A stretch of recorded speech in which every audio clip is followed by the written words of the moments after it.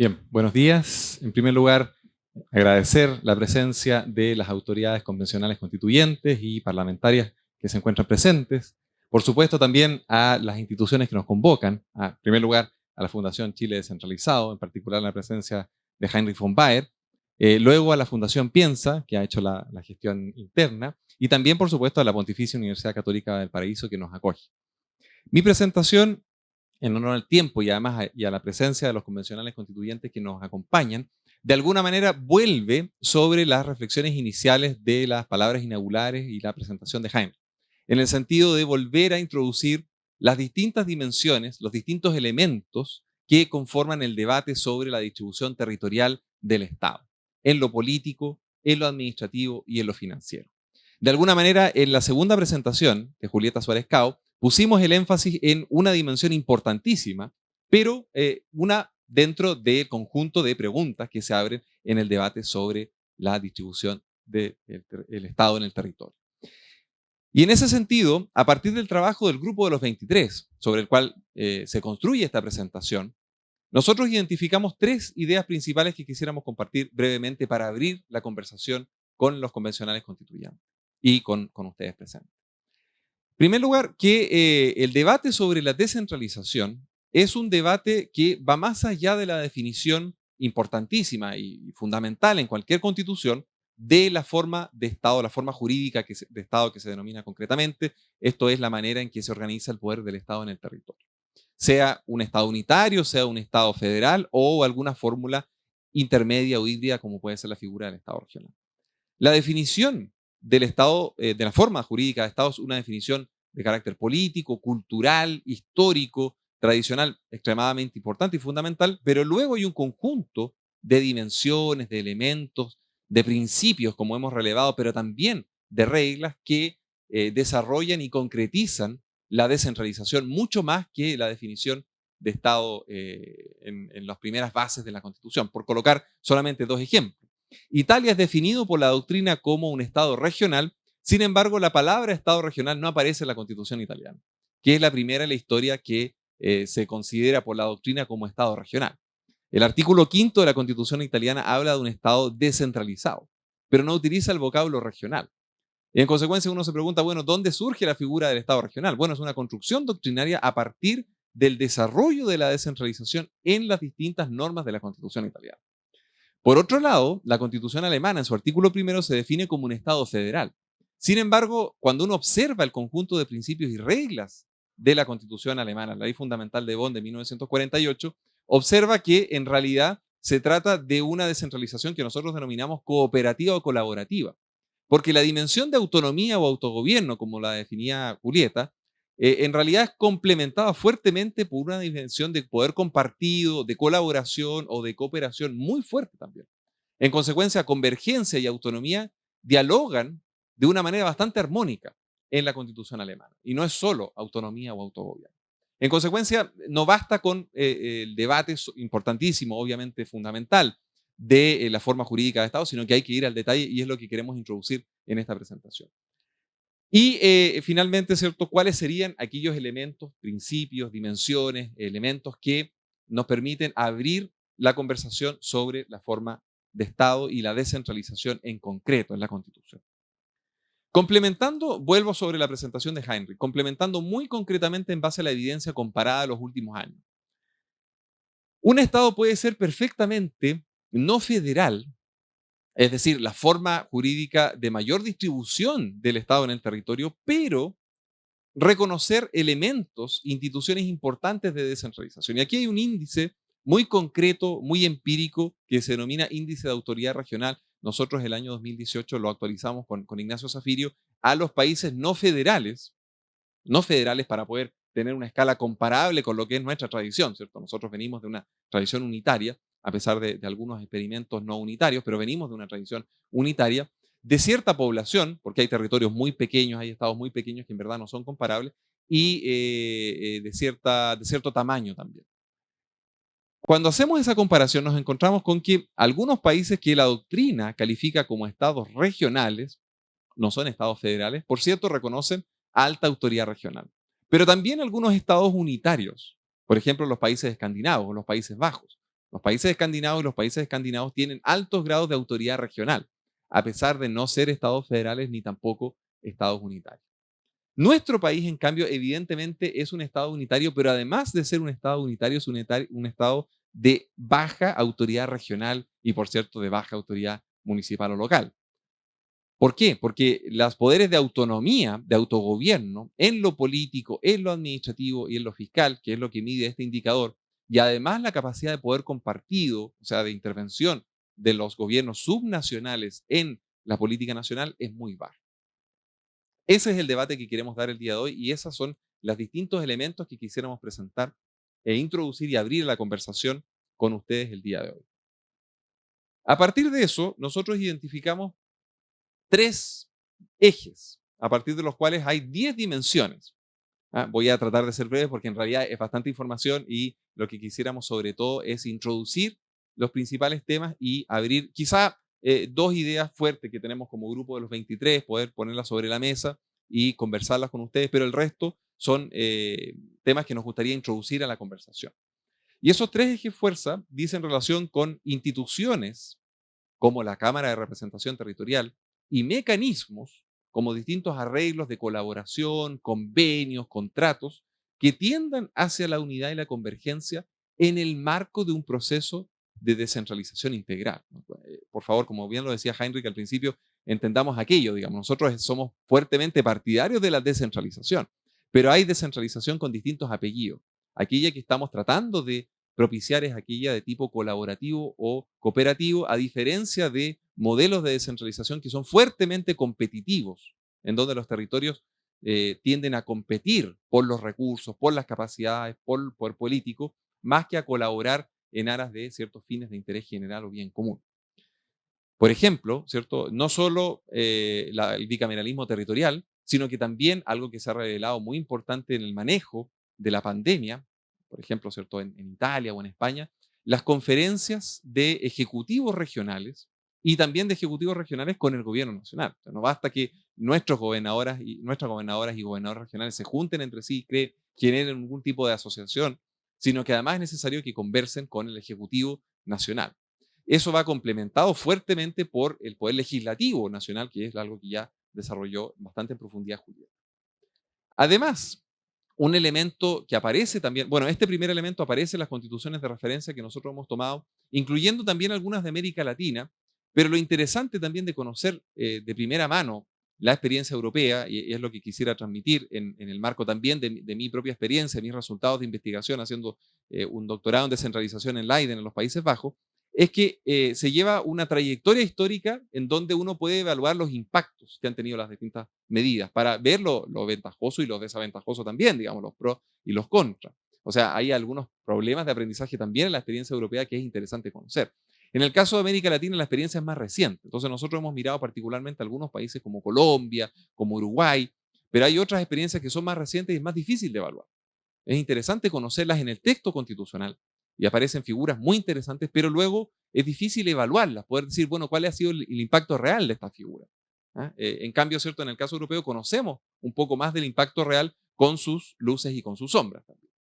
Entonces, otro elemento que aparece en las constituciones de Alemania, de Italia, de España y de Francia, muy fuertemente, es el principio de igualdad en las prestaciones sociales, o sea, en los derechos sociales que el Estado garantice en el territorio nacional.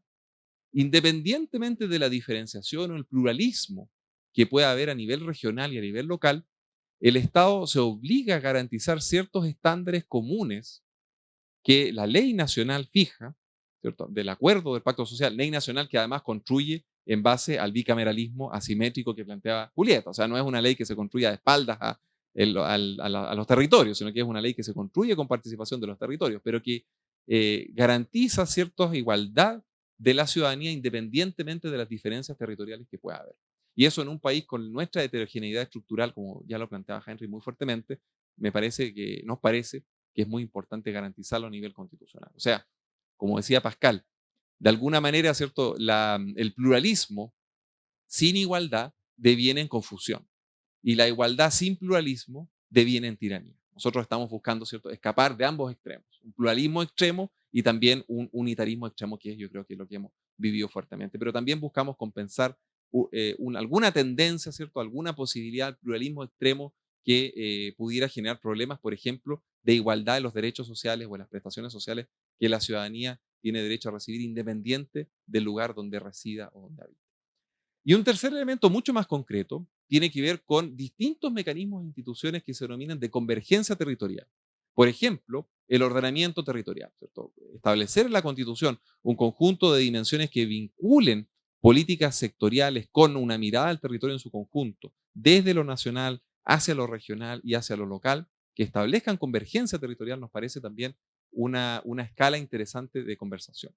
O la posibilidad de convenios, abrirse a la posibilidad de convenios entre los gobiernos regionales, entre los gobiernos locales, entre gobiernos regionales y gobiernos locales, entre gobiernos regionales y el gobierno nacional, etc. O sea, una amplia posibilidad de asociación. Yo creo que esos elementos que también se introducen en la Constitución, o sea, de alguna manera el debate sobre la organización territorial del Estado no es solo el debate como hoy lo podríamos situar del capítulo 14, un capítulo concreto de la Constitución, sino que como bien lo decía Julieta, se abre también al debate sobre el sistema político, como lo decía Henry, se abre también el debate sobre la cuestión fiscal o económica que aparece en distintas normas constitucionales, por ejemplo, a propósito de los tributos, que es algo que normalmente aparece en las normas sobre derechos fundamentales, o sea, luego los mecanismos de resolución de controversias a propósito del sistema de justicia constitucional.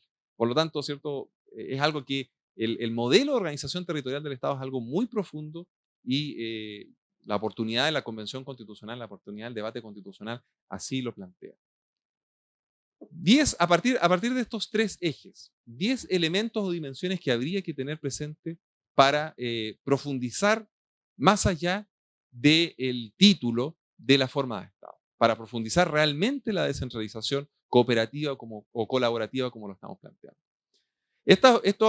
Yo he tenido que modificar esta presentación a partir de la experiencia que hemos tenido para también recibir, ¿cierto?, la retroalimentación, la conversación que hemos tenido con la Convención Constitucional. Y algo que ha aparecido bastante en los distintos talleres regionales es la pregunta sobre qué tipo de descentralización estamos propiciando. Bueno, ya lo decía Henry muy claramente, pero lo volvemos a reforzar, porque además es coherente con indicadores de la Comisión Interamericana de Derechos Humanos, del Programa Naciones Unidas para los Asentamientos Humanos, ONU Habitat. O sea, hay una serie de estándares internacionales que así lo han concluido en base a la experiencia empírica. Cuando la descentralización avanza mucho en una dimensión, política, administrativa o fiscal, política, ¿cierto?, el poder político, la elección directa de autoridades, las atribuciones legislativas, administrativa, la capacidad de gestión de servicios públicos, fiscal, lo relativo a la recaudación, el gasto público, la recolección de ingresos públicos y también la capacidad de gasto público. Cuando avanza mucho en una de esas dimensiones, ocurren problemas de coordinación, ocurren problemas de sobreexpectativas, por ejemplo, ¿cierto?, cuando hay avances muy fuertes en lo político, pero no hay suficiente capacidad administrativa o fiscal para hacerse cargo de esa expectativa, o bien ocurren problemas, por ejemplo, de corrupción o de irregularidades, cuando hay traspaso muy fuerte de capacidad fiscal, pero no hay al mismo tiempo competencias administrativas, capacidades administrativas que sean capaces de gestionar adecuadamente esos recursos fiscales. Hay distintas experiencias. eh, ¿Quieres hacer alguna pregunta, Roger? Sí, por favor. Sí, sí, por favor. Perdón, Esteban. Sí, yo desgraciadamente estoy citado para las 11, tengo que ir a votar, así que voy a ir a encerrar ahí un Zoom en la votación general.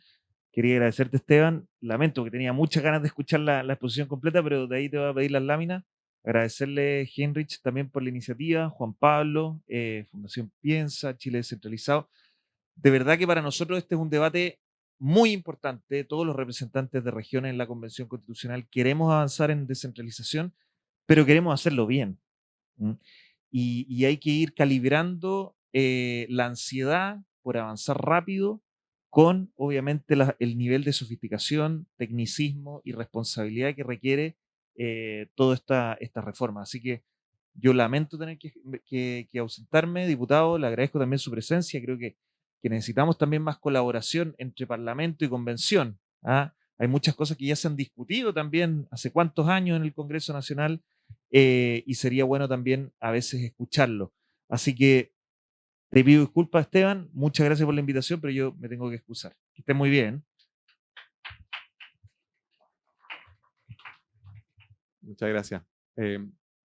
Entonces, para retomar la idea, Sí, sí, no, sí estábamos. Es muy importante también, si hay alguna pregunta, algún comentario, este es el momento, ¿cierto? Si no, vamos al final de la presentación. En todo caso, me faltan nada más que un par de minutos, así que les pido que aguanten un poquito para poder finalizar la idea. Descentralización integral. Entonces, poder avanzar de manera sistémica, poder mirar los efectos, las consecuencias que genera el avance de una dimensión, por ejemplo, lo político, en la capacidad administrativa o en la capacidad fiscal o viceversa. La experiencia, por ejemplo, de Argentina, cuando se avanza mucho en lo fiscal, pero no tanto en durante, sobre todo, principios del siglo XX, como señala Tulia Faletti, no tanto en lo político y mucho menos en lo administrativo, produce una serie de desajustes o desacoples que es lo que queremos evitar y que felizmente es la invitación que la Convención Constitucional, el proceso constituyente, nos sitúa justamente en esa mirada más sistémica y más sistemática. El segundo elemento que es importante, yo creo también relevar, tiene que ver con de qué manera diseñamos la división político-administrativa y qué lugar le colocamos a los distintos niveles del Estado. Esto es, vamos a reconocer tres niveles fuertemente establecidos, a nivel nacional, a nivel regional y a nivel local, o cuatro, incluyendo las provincias. Bueno, ¿qué espacio van a tener las provincias también, ¿sí?, en este rediseño? En algunas constituciones, por ejemplo, se reconoce explícitamente el nombre de las regiones.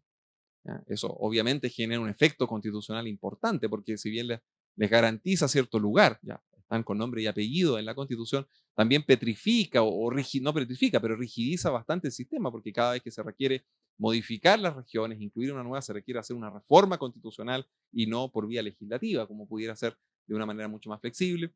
¿Cómo se va a articular el nivel regional con el nivel local? Hoy en día, por ejemplo, ¿cierto? En la Constitución de 1980, el concepto de autonomía es un concepto que aparece a propósito de los municipios, la autonomía municipal, y no así de las regiones. En consecuencia, y tenemos cierta tradición en torno al municipalismo. ¿Cómo va a quedar, cierto, esa tradición en el marco de lo que estamos propiciando, por lo menos como grupo de los 23 y también la Fundación, un poder contra una manera de contrarreforma, de balanceo del Ejecutivo Nacional y de propiciar el desarrollo equitativo regional y territorial, donde los municipios probablemente necesitan una figura de mayor anclaje, de mayor peso, de mayor dimensión, como son los gobiernos regionales, el nivel regional. Pero donde queda también esa tradición municipal que es importante recogerla y fortalecerla incluso en la nueva constitución. Eso es un debate súper interesante que también es importante que veamos. Un tercer debate interesante es la distribución de los poderes. Yo creo que lamentablemente se fue el convencional COSI en este momento, pero eh, hay, me parece, por el momento, pocas propuestas en la Convención Constitucional, todavía hay un cierto margen para que se introduzcan algunas nuevas, pero no está necesariamente en el debate, por ejemplo, la distribución del poder judicial en el territorio, como sí ocurre en algunos estados federales, ¿ya? Donde, por ejemplo, Estados Unidos, ¿cierto?, el típico estado federal, el más clásico desde el punto de vista histórico, los casos que llegan a la Corte Suprema Federal son muy pocos y el 95% de las materias judiciales se resuelve a nivel de los estados. O sea, hay una distribución del poder judicial en el territorio muy fuerte.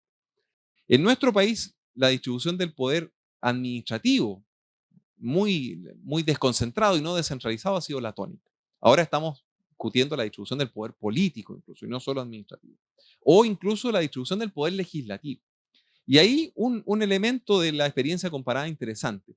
A veces la frontera entre los distintos poderes del Estado, la distribución clásica que nos enseñaron las universidades bueno, los colegios de Montesquieu, entre poder ejecutivo, legislativo y judicial, sobre todo entre el ejecutivo y el legislativo, es bastante más tenue en la práctica. Por ejemplo, en los países escandinavos no hay potestad legislativa de los gobiernos regionales. Hay una potestad reglamentaria, o sea, es una norma que está supeditada a la ley nacional. Sin embargo, el 90% de esta potestad reglamentaria regional es fuertemente autónoma, porque las leyes nacionales, cuando tratan de materias territoriales, fijan solamente bases, directrices, principios generales. Son muy genéricas y en consecuencia dejan un amplio margen de maniobra para los reglamentos regionales. Entonces, claro, no son leyes propiamente tales, funcionan de alguna manera supeditados a la ley nacional, pero son reglamentos con un amplio margen de maniobra. Es muy distinto a la realidad que hemos conocido nosotros y que de alguna manera nos sesga en el análisis. Decimos, el reglamento está supeditado a la ley y necesariamente entonces es una norma inferior, ¿no? Eso es la división clásica de la estructura de las fuentes del derecho y sigue siendo técnicamente correcta, pero depende también de qué nivel de detalle tenga esa ley. Si la ley es muy detallada, claramente el margen de maniobra del reglamento es muy bajo. En cambio, si la ley es general y abstracta, fija solamente principios, directrices, orientaciones, el margen para los reglamentos regionales es muy amplio. Y es lo que queremos introducir. Entonces, claro, potestad legislativa regional, de alguna manera, no es tan diferente a una potestad reglamentaria amplia de los gobiernos regionales en el marco de leyes de base o leyes de principio.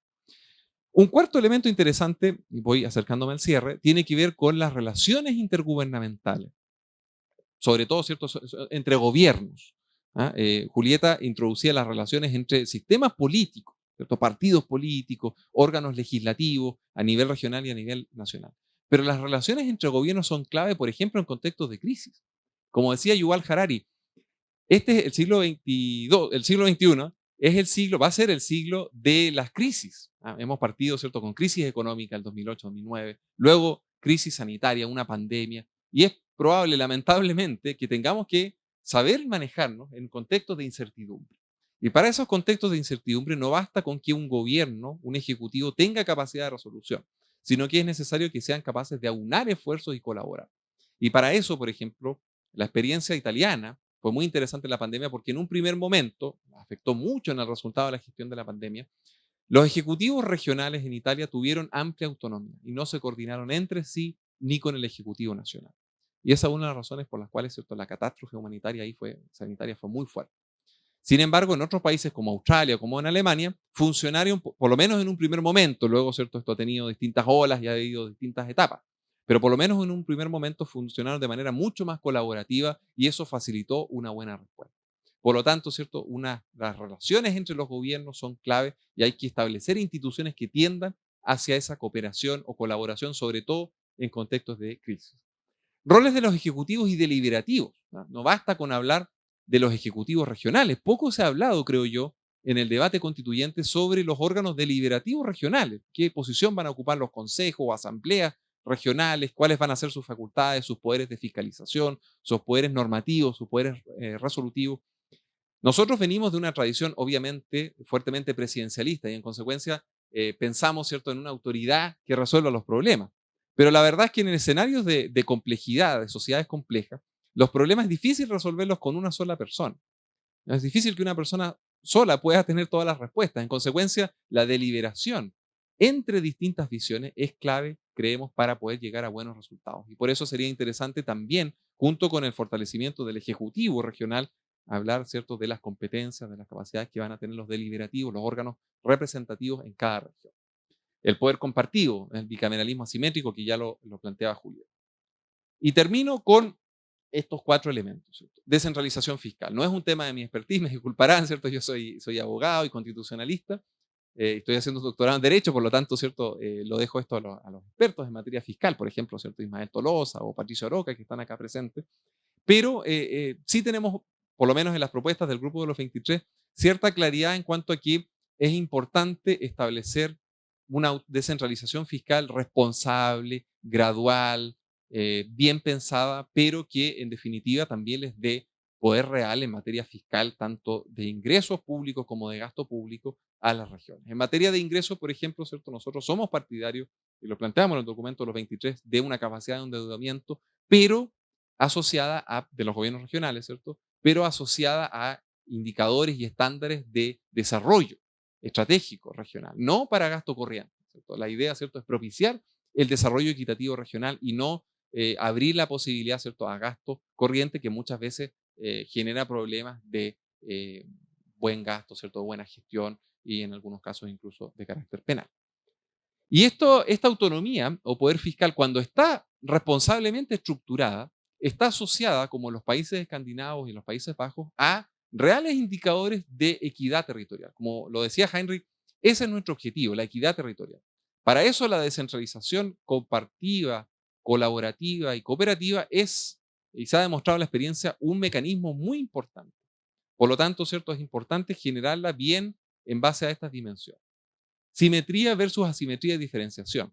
Tampoco es un debate en el cual pudiera entrar, pero Por ejemplo, ya lo decía Henry von Baer, nosotros tenemos 3 principios, o 2, si no me equivoco, ¿cierto? Lo tenemos que revisar bien el documento, en materia de participación de los pueblos indígenas o pueblos originarios.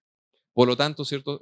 Se plantea el tema, bueno, ¿van a ser todas las autonomías territoriales, todos los gobiernos regionales y locales iguales desde el punto de vista constitucional o como ocurre en Italia, como ocurre en España o como ocurre en Inglaterra en su proceso de devolución, va a haber algunos niveles, ¿cierto?, de avances diferenciados? Yo personalmente tengo ciertas dudas con respecto a eso, es una opinión bastante personal, porque creo que es súper importante en la construcción y en el marco de las necesidades actuales establecer ciertas bases de igualdad, sobre todo socioeconómica, en nuestro país. La gran demanda a partir del proceso constituyente en el cual nos encontramos parte, creo yo, de un problema socioeconómico, la desigualdad estructural. Pero también hay que reconocer, ¿cierto?, que hay distintas realidades territoriales para eso, ¿cierto? Por lo tanto, vuelvo a Pascal en ese sentido, ¿cierto? Diferenciación o pluralismo sin unidad puede llevar a una confusión, un escenario de demasiada diferenciación. Pero unidad sin diferenciación o pluralismo lleva, ¿cierto?, a un autoritarismo, a una tiranía, que también es lo que queremos evitar. ¿Cómo lograr el justo medio? Ese equilibrio es el gran debate de la Convención Constitucional. No hay una fórmula mágica, nosotros estamos introduciendo, ¿cierto?, algunos elementos clave.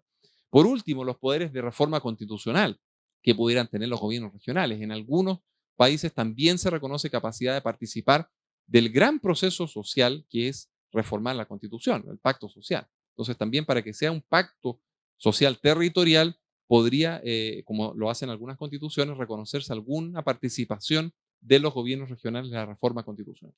Y por último, lamentablemente, no tenemos mucho tiempo, pero es muy interesante porque es otra dimensión distinta, mecanismos de resolución de conflictos entre normas, si vamos a reconocer, digo, sí vamos a reconocer potestad legislativa en los gobiernos regionales, bueno, ¿cómo se compatibiliza esa potestad legislativa regional con las leyes nacionales?